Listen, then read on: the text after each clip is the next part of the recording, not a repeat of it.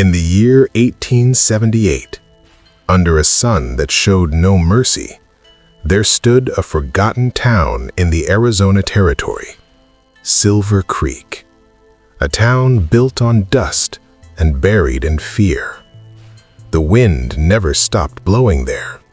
It carried sand through the streets, through broken fences, through the swinging doors of the Lone Star Saloon. And 3 days ago, it carried something else: trouble. His name was Ethan Calloway. Some men are born into violence, others choose it. Ethan had done both. Years ago, his name rode alongside the most feared outlaw gang in the West, the Red Jackals.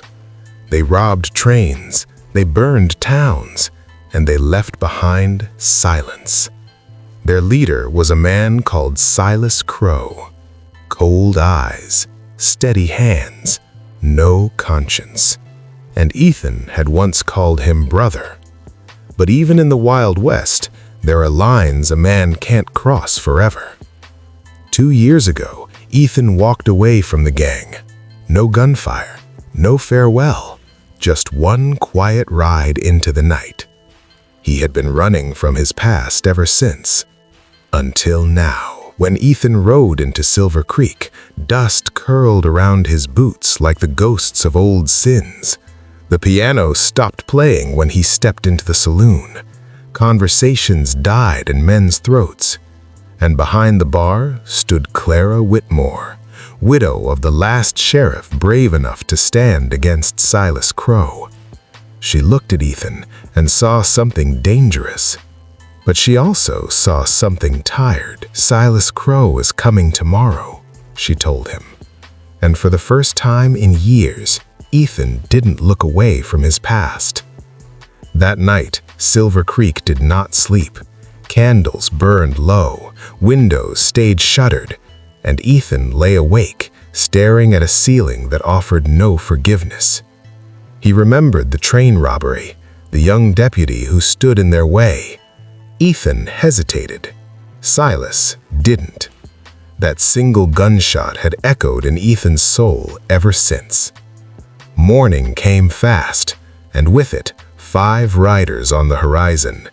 Silas Crowe had returned. He rode at the front like a king surveying land he already owned. Behind him, death followed patiently.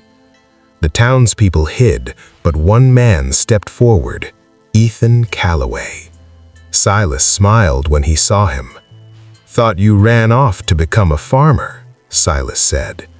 Ethan's voice was calm. "I'm not here to join you." The wind howled between them. "I'm here to end this." 10 paces, 2 guns, 1 past that refused to die. In the Wild West, justice doesn't come with a courtroom. It comes with courage. Silas moved first. The sound of gunfire split the morning. 2 shots. 1 man fell. Silas Crowe stared up at the sky as if surprised that it was still there. He had ruled by fear, but fear has an ending. When his body hit the dust, so did his legend. The gang scattered. The townspeople stood silent, and Ethan remained.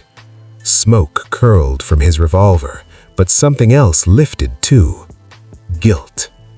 Not all of it, but enough.